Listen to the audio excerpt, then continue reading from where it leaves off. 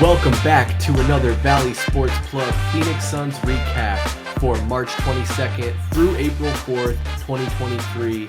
I'm Chris Patrick, and with me as always is my man Michael Benjamin, here to break it all down for you. It's our final Suns recap of the year. I can't believe it. So let's go ahead and get right into it. In the last 2 weeks, the Suns would go 6-2, their record now 44-35 on the season.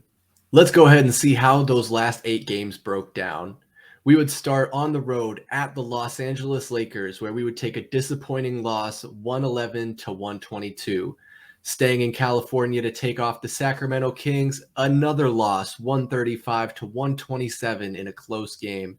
Then it was back at home to take on the Philadelphia 76ers, where we would get a much-needed win 105-125. Keeping up the trend, we would travel to Utah to take on the Jazz and get the win 117-103. Next, it was back at home against the Minnesota Timberwolves, another win 100-107. Staying at home to take on the Denver Nuggets, no Jokic, no Murray, but we would get the win 128-118. Man, we'll take it. Then it was on to Oklahoma City to take on the Thunder, where we would get our 5th win in a row, 128-118. And finishing out the last 2 weeks of games, we were back at home against the San Antonio Spurs, where we would take the win. Let's go ahead and pass it over to Mike to take a deeper look at the last 2 weeks for us. At the start of this recap on March 22nd, we were deep in the free throw disparity conversation, and we could see it against the Los Angeles Lakers. 46 attempts compared to 20 for the Phoenix Suns. Chris Paul had some words to say. We've been seeing some crazy stuff in different situations. I watch a lot of basketball, and we've got a guy, Booker, who goes to the rim night in, night out. You don't necessarily see the same calls. It's crazy. Crazy how some of the officials, you can't even talk to them or approach them because that communication is horrible. Chris, I know that we've had some of our own encounters like that in our adult leagues, so I'm not surprised that it's happening at the highest level.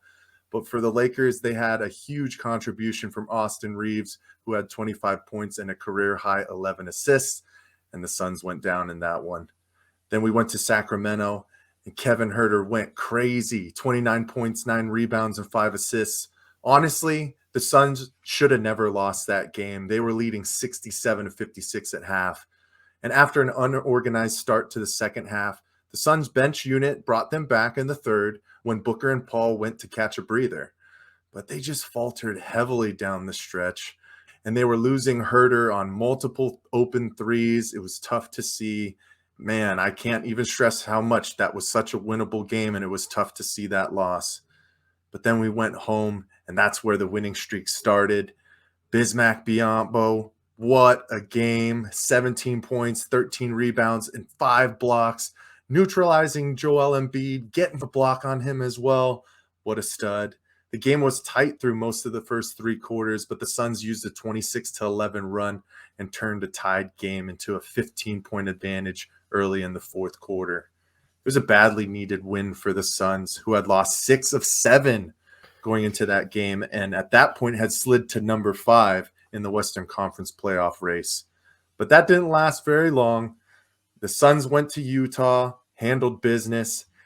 Everybody contributed. DeAndre Ayton had 14 points after missing 4 games with a bruised hip, but it was the trio off the bench that was pivotal for Phoenix. Terrence Ross, 13 points. Cam Payne, 12 points. And Bismack Biyombo, again, 11 points. Big games from our bench unit. We love to see it. Phoenix went on a 17-2 run, bridging the third and fourth quarters, primarily with the backups on the court. By the time that Booker, Ayton, and Paul returned to the game with about 5 minutes to play, Phoenix had a double-digit lead, and it was basically over from there. And then the home debut for Mr. Kevin Durant finally happened. After missing multiple games, he came back against the Timberwolves, and you could tell he was a little bit nervous. He had 16 points and 8 rebounds. He actually missed his first 6 shots.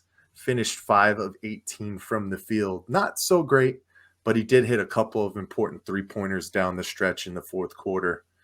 And Karl Anthony Towns tried to give us the Mikal Bridges celebration, but he did it wrong. He did 4 fingers instead of the 3, so he took multiple L's. That one and the one in the game. So love to see it. And then the Denver Nuggets came to town, cemented basically in the first spot in the Western Conference, and they decided to tank this one. No Jokic, no Jamal Murray, no Caldwell Pope or Michael Porter Jr. either. And the Suns had a 27-point advantage midway through the third quarter, but the Nuggets pulled 84-74 heading into the fourth, and they cut it to a 4-point game in the final minute. But Josh Okogie hit a huge corner three to seal it for the Suns. Then Kevin Durant gets to go back to where he started it all in Oklahoma City, and he feasted. He was routinely booed nearly every time he touched the ball, which is weird. He's been gone for a long time. But anyways, he had 13 points in the fourth quarter and a huge block on Shai Gilgeous-Alexander. Booker had a pretty nice game too, 22 points and 10 assists, matching a season high 56.8% field goals. Wow. And down the stretch, Oklahoma City, they cut it to a 109-106 game from a three by Isaiah Joe with about 5 minutes left in that one. But Durant hit a three, Ayton followed with a putback to put us up by 8. And the Thunder never got closer than 5 points down the stretch. And to finish it off, we are recording this recap early, so I'm putting my sidekick hat on for the people. And I'm going to say the Phoenix Suns won this one. Pretty nicely, I might add as well. Boom. Look at this play. Boom. Look at that play. And the winning streak continues, baby, just at the perfect time. Wow, this was just the perfect time for this team to start gelling. I'm so happy that Kevin Durant was able to get back on the floor before we hit the playoffs. And you can see, man, this team is starting to figure it out, basically cementing themselves into the fourth spot in the Western Conference. Obviously, we still have 3 games left, but I think at this point it's going to be tough to really move anywhere else. I know we have some tough matchups coming up for the last 3 games as well, but before we get to that, Chris, you got to let the people know what we've been seeing these past 2 weeks. Yes, sir. Thank you so much, Michael Benjamin. And I really have a good feeling about those predictions you just made there. But you're right. Let's take a look at some stats from the last 2 weeks. Our boy Devin Booker leading the charge, averaging about 28 points, 6 assists, and 5 rebounds per game. He is our guy. He is just an absolute stud. No matter who else is putting up numbers around him, he is the guy who's been probably the most consistent for our team this year. A guy I know we will have some words for is DeAndre Ayton. These are disappointing stats for me, Mike. He's only averaged about 13 points and 8 rebounds per game. Some lackluster performances peppered in there too. But a guy that's been surprising me is Chris Paul. 13 points, nearly 9 assists, and 4 rebounds. And more importantly than anything, he is staying healthy and has played in all of these games. Man, you love to see it. Hopefully that trend can continue as we head towards the playoffs. Health is going to be the most important thing. Another guy I wanted to talk about is Terrence Ross. He is just like a roller coaster on this roster, man. He's averaging about 9 points a game, 4 rebounds, and 2 assists. He had a 30-point game against Sacramento where he exploded from the three-point line, 6 of 10. But then 0 points against Minnesota, 0 points against Denver, and 0 points against Oklahoma City, just to name a few. It's tough, man. I know there's a lot of talent on this bench, and Monty is still trying to figure out where everyone's going to fit in the rotation. But Terrence Ross was a guy who was promised playing time. And when we got him from the Magic, I think a lot of us really expected him to make a big impact. Now, if he can keep making an impact when we need him to, that'll be a positive thing. But a 30-point game against the Sacramento Kings where we lose, I don't know, man. I don't know. We've talked about his plus minus before on these recaps, and I think that's something to watch because if he's not doing better than his replacement, maybe he's the guy who needs to stay on the bench, but we'll have to keep an eye on that. I wanted to highlight, you mentioned there the free throw discrepancy in the officiating. It just seems like some refs are willing to hear players out and have that conversation. And then some others just want to maybe, I don't know, flex their power or control the game, be a part of the game. It's really disappointing to see. There's no reason that one player should be taking more free throw attempts than the whole other team they're playing. It seems hard to justify for me in my mind. And unfortunately, that's just going to be a narrative that comes with the NBA game every single year. There are time frames where it's not as bad, games are tight, things seem even, and then there's stretches where it seems like all the calls are going one way. It's just something that happens within this game. And unfortunately, the Suns got bit with that at a pivotal time towards the end of this season. But miraculously, we're able to basically keep the same seeding through that losing streak that we saw just a couple of weeks ago. But man, was it a breath of fresh air to get a couple of wins before we finally did get Kevin Durant back in that Minnesota game? I feel like it would have been even a bigger load to put on his back if we were still reeling. And getting those 2 wins against the 76ers and the Utah Jazz gave us some great momentum. And we're seeing where this team has been since. There's still some items that need to be addressed. Obviously, like you're saying, who are going to be those pivotal guys on the bench coming down the stretch? I mean, just in that Oklahoma City Thunder game, Ish Wainwright, who hadn't got any playing time, comes in and is playing some pivotal minutes. But that also is a testament to maybe Monty is actually seeing what's happening on the floor and trying to make those adjustments. So I'll tip my cap to him there. But good thing is, I feel like we have some good momentum rolling into the playoffs, and I think we just got to keep this train rolling through these last 3 games against opponents who are all going to be in the playoffs, it seems. You know, the Clippers, we might match up against them in the first round.